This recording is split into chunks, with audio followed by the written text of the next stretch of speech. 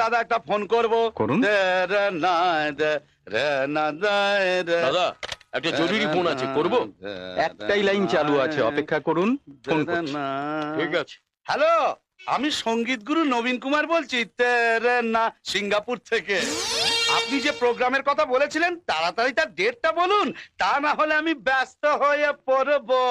ঠিক আছে, আমি আমার লোকেদের জিজ্ঞেস করে বলবো। আজ আমি আবার সিঙ্গাপুর থেকে মালয়েশিয়া যাব প্লেনে, আর ওখানে 1 সপ্তাহ থাকবো, প্রোগ্রাম আছে।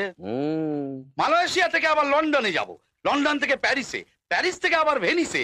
অবশ্য আপনি যদি বলেন তাহলে আমি আবার কলকাতায় ফিরে আসতে পারি, তা না হলে আবার 45 দিন ওয়ার্ল্ড ট্যুরে লেগে যাবে। দুর্মশাই, আপনাদের মতো গায়কদের আমার দরকার নেই। হ্যাঁ, কত সময় পুরো কেস কেচিয়ে গেল।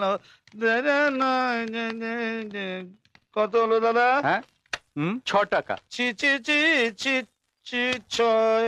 হ্যালো, আমি বিশ্বনাথ বলছি আমেরিকা থেকে। ইয়েস ইয়েস, যখন বম ফেটেছিল তখন আমি আমেরিকায় ছিলাম। জর্জ বুশকে আমি ফোনে প্রথমে জানিয়েছিলাম। ওরে বাবা, কেউ আমেরিকা বলছে, কেউ লন্ডন বলছে। দাদা হ্যাঁ, এই সব ঢপের কথা শুনে আপনি কিছু মনে করছেন না তো? দূর দূর, হ্যাঁ। আমি কেন মনে করতে যাব? হ্যাঁ। গত 10 বছর ধরে এই একই ঢপবাজির কথা শুনে আসছি। দাদা আমার ঢপ শুনে শুনে চেহারা কেন বেঢপ হয়ে গেছে।